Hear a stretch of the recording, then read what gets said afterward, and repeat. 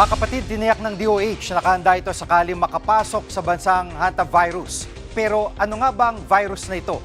Isa itong grupo ng mga virus na dala ng ilang klase ng rodent gaya ng daga. Una itong nadiskubre sa Hantan River sa South Korea noong dekada 70.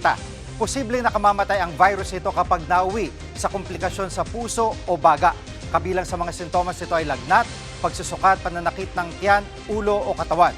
Ayon sa DOH, madalas lumilitaw ang mga sintomas 6 na linggo matapos ma-expose sa virus na ipapasa ang hantavirus sa pamamagitan ng kontak sa ihi, dumi o laway ng daga o sa matagal na close contact sa taong tinamaan nito.